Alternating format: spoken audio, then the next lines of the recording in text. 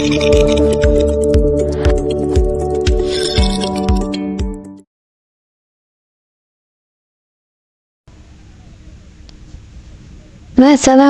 warahmatullahi wabarakatuh. Ya, kembali lagi bersama saya ya, Zingidan. Nah, untuk video kali ini nih, saya akan membahas tentang jual beli, hukum jual beli dan akad jual beli. Ini tuh ideal deh, ke fikih ya, fikih muamalah itu fikih yang membahas tentang jual beli. Semuanya kita bahas di sini. Oke, langsung saja untuk ke materinya.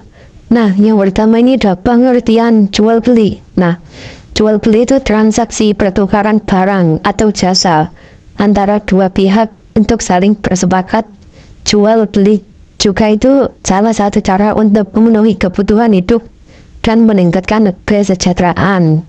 Nah, pastikan kalian kan itu selalu mengalami itu jual beli, utang beli dan dijual apanya itu termasuk jual beli itu termasuk kegiatan yang dilakukan oleh dua orang atau dua pihak yang saling sepakat untuk menjual dan untuk membeli. Nah, di sini itu butuh kesepakatan ya atau kepercayaan yang tinggi. Selanjutnya kita ke hukum dan syarat jual beli. Nah, hukum jual beli dalam Islam itu boleh atau mubah selama memenuhi syarat dan rukun yang telah diterapkan. Jual beli juga itu dapat diwajibkan sunnah atau haram, tergantung pada kondisi dan tujuannya. Nah, itu kalau tujuannya itu gak baik, berarti kan haram. Kalau memang tujuannya untuk kebutuhan itu boleh-boleh aja lah. Boleh untuk melakukannya, untuk menjual atau membeli itu. Tapi jika niat jual belinya itu nggak baik, ya mending nggak usah. Itu termasuk dalam hukumnya haram dan tidak boleh dalam syariat dan dalam Islam juga. Nah, selanjutnya ada syarat jual beli.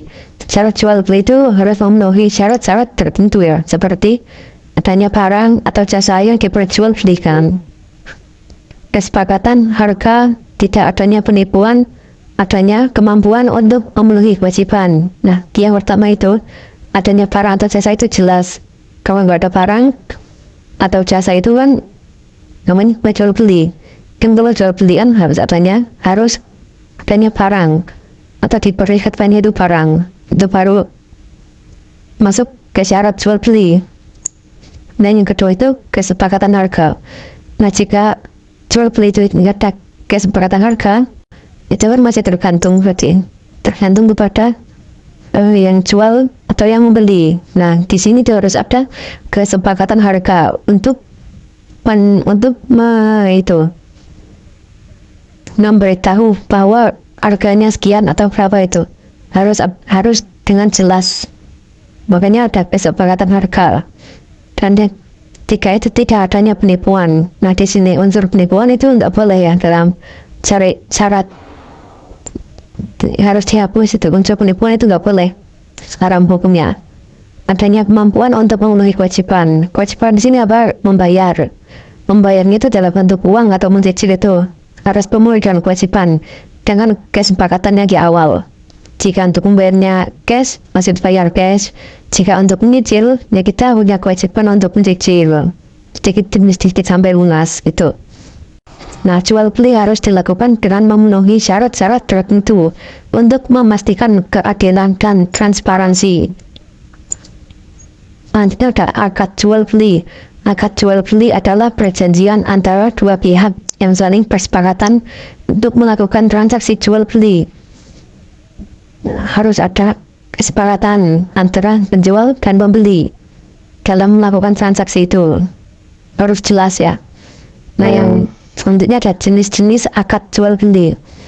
Nah, di sini ada 3 akad ya. Akad salam, pembelian barang yang belum ada, seperti pembelian hasil pertanian yang belum dipanen. Akad istina, pembelian barang yang dibuat khusus, seperti pembelian rumah yang masih dalam proses atau pembangunan. Nah, yang ketiga ini ada akad murabahah, pembelian barang dengan harga yang telah disepakati, seperti membeli mobil dengan harga yang telah disepakati.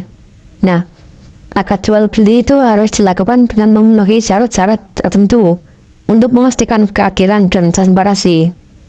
Nah, syaratnya ini di atas ini tadi ya. Yang di atas tadi itu adalah syaratnya. Nah, ini ada contohnya. Contoh akad jual beli. Akad jual beli, akad salam itu pembelian hasil panen, pembelian pertanian yang belum dipanen dengan harga yang telah disepakati. Berarti kan ibaratnya kita membeli hasil padi kepada petani, tapi belum dipanen, tapi harganya itu sudah disepakati. Nah, terus yang selanjutnya ada akad istimna, pembelian yang telah disepakati. Aja.